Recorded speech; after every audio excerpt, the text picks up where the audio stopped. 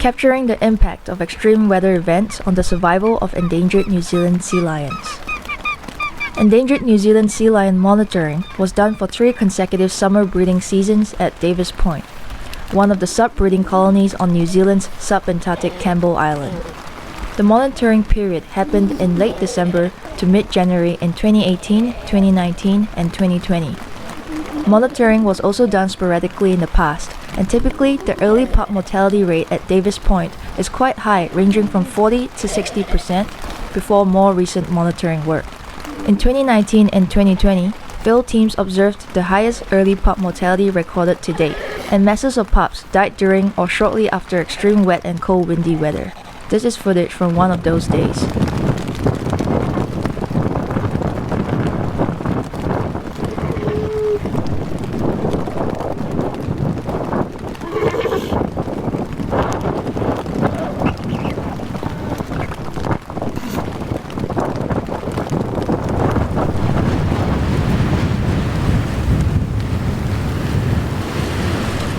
So naturally, this observation led us to this question: was the daily proportion of pups dying linked to wind chill and rain?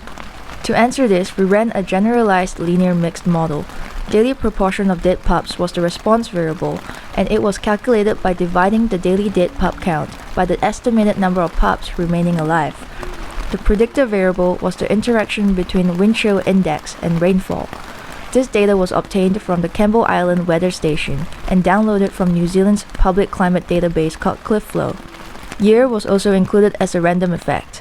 The significance of the fixed effects was determined using p-values of less than 0.05. Unsurprisingly, we found that colder and wetter weather was correlated to a greater proportion of pups dying. In the graph shown, the bluer colors represent more inclement weather conditions.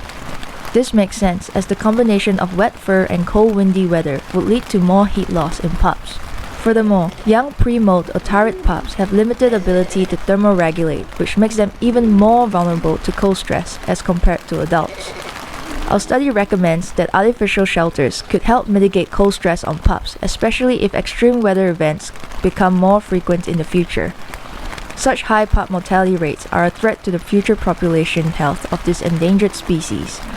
If you recall the video earlier, Davis Point is a very exposed site with little vegetation for shelter. Much of the vegetation gets eroded by the movements of sea lions using the area. Our study also highlights the importance of effective long-term monitoring for being able to witness firsthand extreme weather impacts. This potential and significant cause of mortality for pups would not have been picked up if field teams were not there to witness it. Understanding all potential causes of mortality is essential for making effective decisions to conserve this species. Thank you for watching, and if you wish to connect, please find me on Twitter at DailyOfFood.